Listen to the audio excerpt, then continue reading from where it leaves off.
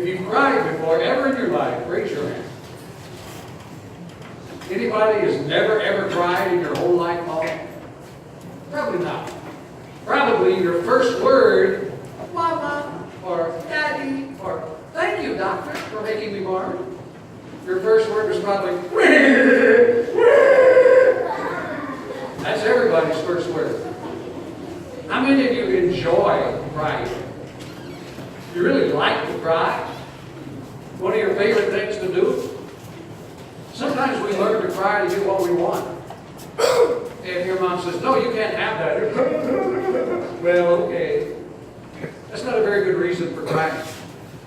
In the Bible, in the readings this morning, there's a couple of reasons for crying. One was when we lose someone that we love very much. The disciples of John the Baptist probably cried when they found out that John the Baptist was killed by Herod. It says they went and they picked up his body and they buried it properly. But they were very sad because the one that they were following had been killed. He was dead. That makes you cry. David had a reason to cry. He had been anointed the king many years before.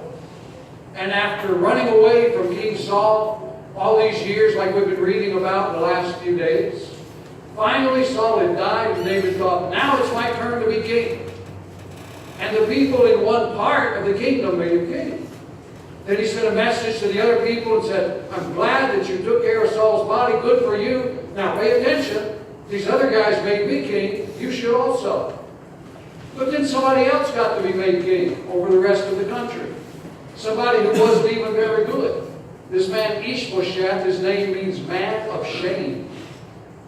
Can you imagine if you're supposed to be the king, and instead a man of shame becomes king in your place? Wasn't David's turn yet, apparently. But I'm sure that made David very, very sad. In fact, it tells us in one place in the Bible, David cried sometimes.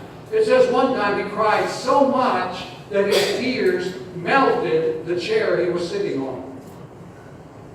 That's a lot of tears. Can you imagine if you're crying so much your chair melts? That's a lot of tears, right? But David said one time, I melted my chair with all my tears. So things happen sometimes that make us cry. Do you ever wonder what happens to your tears after you cry them? You know what happens to them? The psalm told us this morning. First of all, it says when you cry your tears, God writes them in His book. Every tear you cry, God remembers it and writes it down in a book. And then He keeps it in a bottle.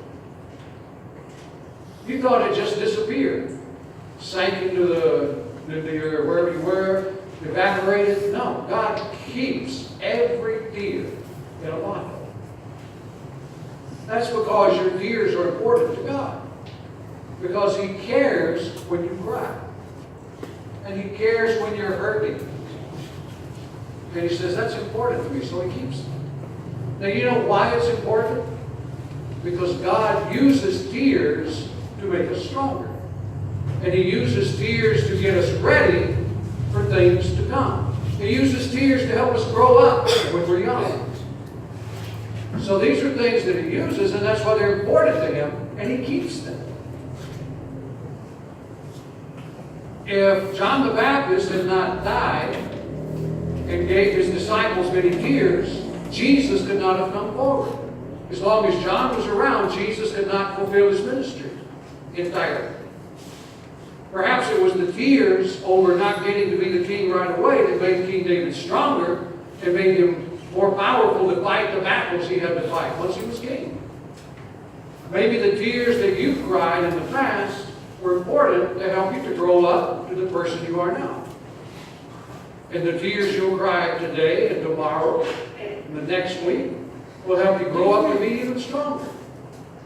But God uses them, and they're so important that He writes them down. And He keeps them in a bottle. Maybe someday when you get to heaven, you'll see the bottle where God's kept all of your tears, every one of them. Because they're special. Now, some very good news. The Bible says that then we won't cry anymore.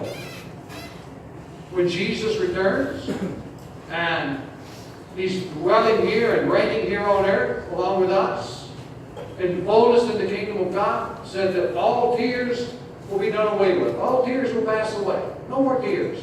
Because then we'll be all grown up, and we won't need to change anymore. But that day's coming. But until that day comes, then there's still those times when we just can't help but cry. Remember, God sees that. God knows that. God cares. And He even writes it down in His book. And He keeps it in a Bible that has your name on it. And He keeps it and He keeps it. So that He can remember your pain. So that He can remember what He's doing in your life. So that He can help you to grow up to be even more like Him. Because even Jesus cried. There's a little verse in the Bible that says Jesus wept. So if Jesus cried, for sure we will too.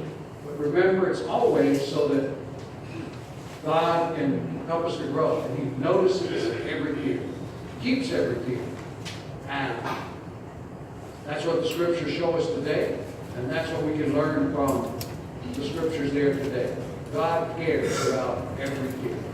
Amen? Amen. Amen. So let's stand up.